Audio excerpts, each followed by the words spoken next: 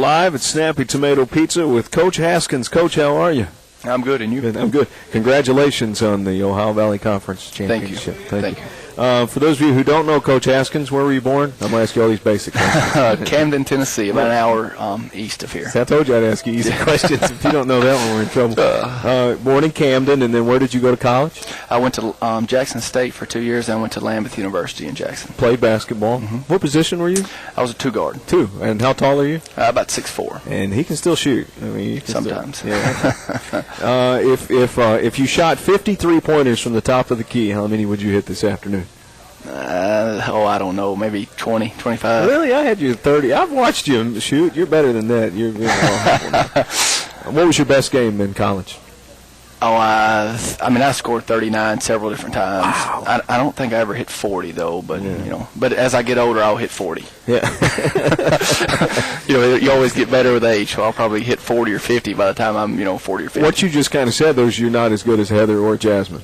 Oh, no, there's no question about that. I hope they're not listed because I tell them all the time I am, but no chance. Being a player, and who were your coaches?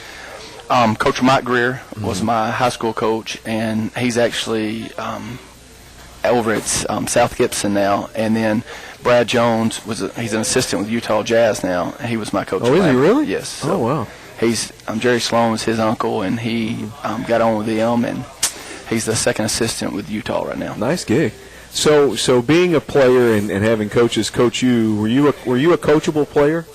I hope so. No, I asked Coach McMillan this, and he says, I wish I could go back and play defense a little bit better. Because I think sometimes when you're a coach, you're harder on your own weaknesses on players that you're coaching. Does that make sense? Sure. And, I would do some things different. I would probably work harder. That was one thing that, and Coach says that a lot during practice now, if we could go back, because you think you're working hard until you get out, and you're really not. Mm-hmm. You kind of go through some practices where you don't give it everything you've got, and you take things for granted, but then when it's gone, you wished you could go back and do a little bit more effort. Yeah, and I think that this coaching staff for this women's basketball team, you get just about as much as you can get out of every player, and that's a compliment to you and Coach Russell and Stacy and Alicia and Coach McMillan. They play hard, and they really do, and they've bought into it. And this team here, of all of our teams, you don't really like to compare teams, but they've got a grit about them that other teams hasn't had. And, they fly around a bit more on defense and on offense. They're just a tougher team. Mm-hmm. And, I think that probably shows in our record also. When you look back at the record, especially late in the season, you hit 100 points, consistently late in the season, and that doesn't happen much in women's basketball. How in the world have you done that? Well, it goes back to Jasmine and Newsom a lot, and we are playing very hard on defense, and teams are turning the ball over, and we're scoring a lot more in transition, and but when you've got players like that, and then you put Asia down low, and that's probably, to be honest, what we've missed. Yeah. And we can throw her the ball now, and we call her number a lot actually during the game. And even early in the games to set the tone. Mm-hmm. And we're going to attack inside early because and you'll hear Coach all the time. We're going to attack the paint. And, that's one of his big things. We're going to attack the paint, and then we're going to kick it for shots or work it down to Asia and then kick it out for shots, and that's kind of how it works. If I'm an opposing coach and I have prepared my whole scouting report for Jasmine and Heather, and Asia scores 8 of the first 10 points of the game, I'm going to be a frustrated coach. You are, and I'm going to tell you, you're probably going to change what you're doing. Right. And then when you change what you're doing, that works perfect for us. Because then it gives our other two really good ball players the ball and probably gives them a little more space. Asia, the dynamic duo has kind of become the big three late in the season because she's played so well. Coach, when I go back and think about those games I saw her play in early November, she is not the same player at all. No, she's not. She's gotten better throughout the year, and really, to be honest, she's gotten better in the last 2.5 weeks, 2 to 3 weeks, and the sky's the limit for her. She could be really special in our league and outside of our conference, and she could be a force, and she's going to get better as we go on, even in this run right here. She was the Ohio Valley Conference Freshman of the Year. You also had the Defensive Player of the Year in Jasmine, and then the Player of the Year in Heather Butler. Let's talk about the Ohio Valley Conference Tournament. You win the regular season only losing one game, so you get the double bye where you automatically go to Friday. Eastern Kentucky was the opponent. They had played on Wednesday and Thursday. They have one of the top players in the Ohio Valley Conference in Marie Carpenter, who might be the most athletic player in the conference. She just flat out dribble down and shoot over you. This is what's funny. As a radio analyst, you try to predict maybe what's going to happen and analyze. And my thoughts on the air was, Eastern Kentucky might have the advantage in the first 10 minutes of the game because they've played twice on that floor. They shouldn't be nervous. They played Wednesday and one Wednesday. They played Thursday and one Wednesday. But I felt we would definitely have the advantage in the last 10 minutes of the game because they could be tired. Boy, did I sound like an idiot on the radio because UT Martin comes out, and in the first 10 minutes, you go on a 22-0 run to start the game. Well, and that's one thing after a team plays 2 or 3 games in a arena that we haven't been in, and we were in there actually for 20 minutes that day for shoot-around, that the first 2 or 3 minutes, they're probably going to jump out ahead of you early. That's what I thought. Okay. Yeah. But, when we came out and got that 10-0 run, and then it turned into a 20-0 run, then it was 22, that kind of deflated them a little bit. And, you hate to say it, I thought they played hard, EKU, but, with that being said, it's probably one of those things where it's in the kid's mind, look, okay, they're really good, and they're on tonight, we're probably in trouble. And that probably weighs on them a little bit. And, give a lot of credit to our kids. They came out focused that night, and they were clicking on all cylinders. And, you being the number 1 seed and all, that's what you want to do. Right. And they came out and did that. And with that, and again, being there at Municipal, Heather had played on that court, Jasmine and Katie. But I guess the rest of the players, mostly, underclassmen, were playing there for the first time. It was, or they were. But, to be honest, we've kind of got a worker's mentality as far as, we're going to come in and we're going to go to work. And that's kind of, Asia does it, Shea does it, Massengale, and we all just kind of get into it. And, those kids have played on big stages before anyway. True. I mean, so, and, they're used to playing in as far as the crowd goes, and, it's nothing new to them. You scored 56 points in the first half and led 56-24, ultimately winning the game 97-45, and had a big lead toward the end of the game, so Heather and Jasmine got to rest a little bit. And that's key, because when you get to play back-to-back, you don't want to play those two players or any players 40 minutes 2 nights in a row. Now, if you have to, you have to. Last year we had to play them 40 minutes 3 nights in a row, and you just kind of get through it. But it was a nice including an overtime game last year, so it was. Because I was thinking, I think Jasmine may have played 145 minutes in the tournament or something like that last year. So, that being said, it was a luxury to be able to rest them a little bit and get them ready for the next night on Saturday. I asked Jasmine in the postgame I asked her, I said, are you tired this year compared to last year? Because you had 3 games in a row and you never came out. And she said, yeah, I'm tired this year because I'm old now. She doesn't know what old is yet, does she, Chris? No. And Coach Belmont was the opponent on Saturday. That was the championship. And a good Belmont team. They were the number 2 seed in the tournament. And they kind of give you a different issue than other teams do. Their size. I mean, 1 through 5, as far as their starters go, they're very huge for a girls basketball team. One girl 6'5", 6'5", and their 2 guard, 3 guard is 6'1". So I mean, their length gives you problems, and they stretched out in that zone a little bit, and gave us problems. And I thought they played really good. I really did. I thought Belmont played extremely well, and they had a good game plan. And our kids played a little bit better, and our game plan was pretty good, and we got out there with the win. You led it at the half, 37-29. It was an exciting end to the first half as Charisma Tyson hit a 3-pointer at the buzzer. Well, Coach subbed her in.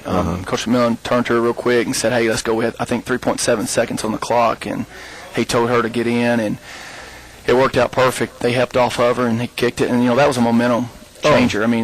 That's 3.7 seconds, I think, was on the clock. She makes that 3, and then right out of halftime, we run a set for Butler on a flare, and she hits that 3. So probably within about an 8-second span of a game, we're on a 6-0 run when the game was kind of tied. So, and you don't want to say it turned the game, but that substitution probably turned the game and got us going. Tyson was kind of, I like to call it the X factor, something that happens that you don't really expect.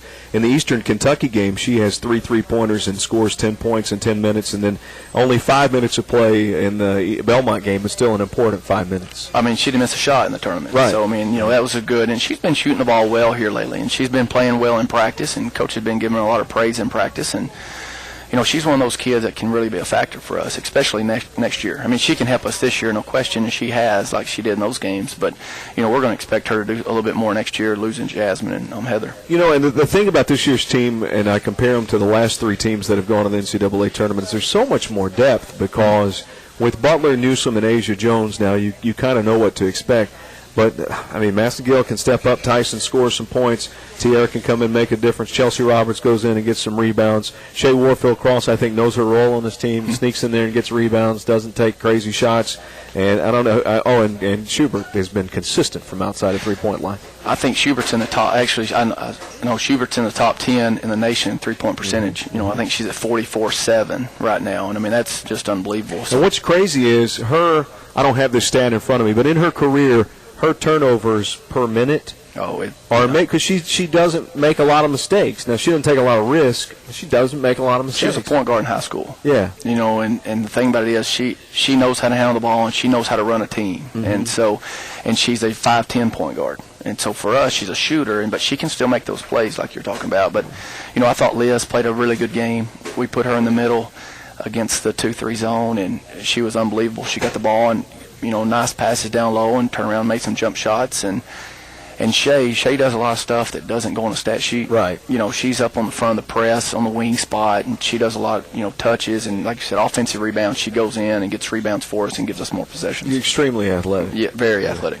And I'm anxious to see what position she will play next year, but we won't even talk about that. Because I think she's a player that can maybe do a couple of different things for you. She can. I mean, and she shows flashes of it this year. Mm-hmm. You'll see her get the ball on the wing, and she'll take one dribble and finish at the rim, and you're like, whoa, that's a different gear, than what you play in most of the time. So I don't know if she's got the Butler Newsome gear, but she's real close. I mean, she can attack you off the bounce, and, her three-point shooting, and she's worked extremely hard this year. She's about a 40% three-point shooter. Mm-hmm. And Jasmine and Heather, no one's going to give them open looks. Right. No one's going to give Katie Schubert an open look. Right. So, you're helping off a kid that shoots 40% from the three-point line, and that's you can't really do that. You can't afford to do that. So she's gotten in the gym and worked, and hopefully she'll get in there and work a little bit more this summer and get even more better. Skyhawks get the win over Belmont. Final score in the championship game was 78-66. How about that crowd? Yeah. I thought we had an unbelievable crowd. We were talking about that today in the office, actually. I think it was the biggest crowd we've had since we've been up there. Mm-hmm. I really do. And, and no disrespect to Belmont, but it's probably 2-1 on fans. And Belmont was 20 minutes away, maybe? Yeah. The university. And we're 3 hours. So, it was 2-1 on fans. And that, and I hope they had a good show, and I think they did. A lot of people stuck around after the game and came on the floor with us. And, that's one thing that, our girls really like. They do that. And I think we'll have a good following on next Monday when we have our selection show, and I think that'll work out good. We're going to come back and talk about that with you and what you think your thoughts are on the selection. And I know we just kind of throw a bunch of stuff out there, and whatever happens, happens. But before we get to that, what is it like to coach Jasmine and Heather? Well, it's special. There's no question. I don't know how special. I think we'll probably know next year or the year after next. The thing about it is, and I know coaches say this all the time, but they're better people and kids than they are players. Those two are just unbelievable. They play with our kids, with mine. I think yesterday Jasmine was over at the McMillans playing video games with him. They're just big kids. And I pulled up to drop off Taylor to school this morning, and when I did, Heather's standing there greeting him at the door. She's doing her student teaching. That's right. And and she don't see it, but Taylor was like, "There's Heather. What's Butler doing here?" And they're kind of superstars here. Mm-hmm. And especially to the kids, they're great role models, and they make good grades. They they don't get in trouble. Well, they better not get in trouble. How's that? And they're unbelievable, and we're going to miss them. We'll miss them probably off the floor as much as we will on the floor, and we'll miss them probably just being around them because you've gotten used to them and. And coaching, we all coach.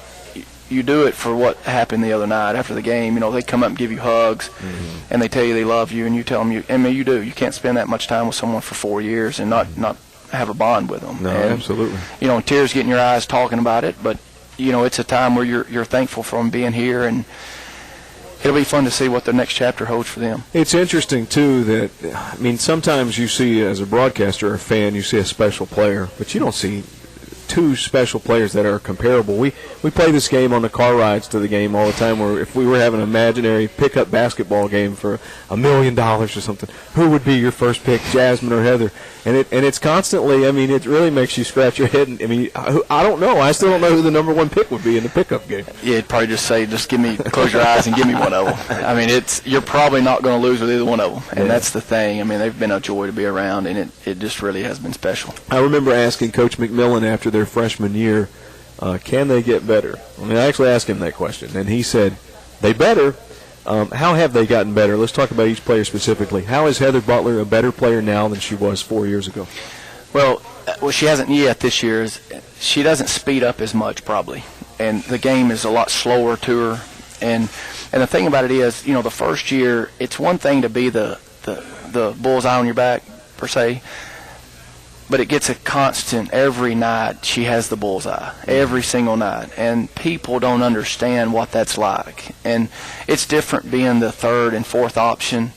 But, I mean, every night she's talked about in the pregame, in the locker room, in the opposing locker room, I promise you, for 40% of the time, Newsom gets 40% and the other ones get 10%. And that's no disrespect. That's just a fact. And, you know, with that being said, she still comes out and she produces. And everyone knows what we're going to run, and everyone knows what she's going to do. And it's another thing that she goes out and says, well, you can't stop it. And that's really special with her being able to do that. Yeah. I mean, it's just wow. And she, to me, watching her, she doesn't she didn't slack off on. Oh no, she's. I mean, constantly. One night she dove for a loose ball, and you're up by 25. Yeah, it's in her. I mean, it's in her. You're gonna see her at practice. Bless her little heart. We'll do drills in practice, and Trudy's been in there some, and she'll be flying around, diving over chairs, and we're all over her holding our breath like get up, you know.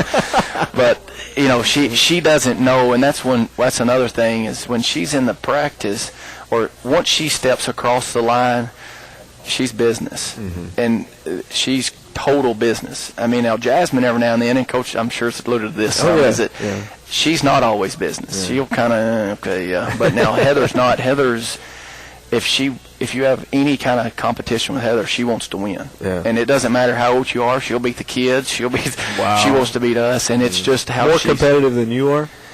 Yeah, she's You're more pretty competitive guy. Yeah, but she's more competitive than me. Yeah. Yeah. So if we play checkers, you're going to play checkers until she wins. So it's just part of it. How about Jasmine? How's she different than that freshman year? You know, she probably manages the game more, at a better pace than what she did at one point. She's kind of learned how, okay, I go here, I don't go. You know, I know when to throw it, when not to throw it. Her assist numbers are way up. Yeah, they are. And the one thing that Jasmine doesn't do, she's probably not aggressive enough sometimes on the offensive end. And, you know, Coach gets on her some about that, but. Because we've seen that. We saw it in the Belmont game. I mean, I know it. She gets this look in her eye, and you go, okay, she's going to take over for the next 5 minutes. And she's done it. And the best example all year is Quinnipiac game. Yeah. And, when Butler fouled out, everybody was like, oh, no. And we were all knowing. And then she said, no, we were fine. You know, and she went out and scored, I think, 17 straight points or something like that, ended with 44. And, you know, up until that, she was just a very good player, and then she became a great player all of a sudden in the last 6 or 7 minutes. So she can do that a little bit better, and she doesn't take as many breaks as what she used to. You know, constantly early in her freshman years, she would take breaks, and she didn't see the importance in going hard every time. But now she goes hard. She goes hard most of the days now. And totally. She gets after it. We'll take a break. We'll talk about the selection show on Monday night and see what Coach's thoughts are on where UT Martin will go when we return live from Snappy Tomato Pizza on the Skyhawk Sports Network.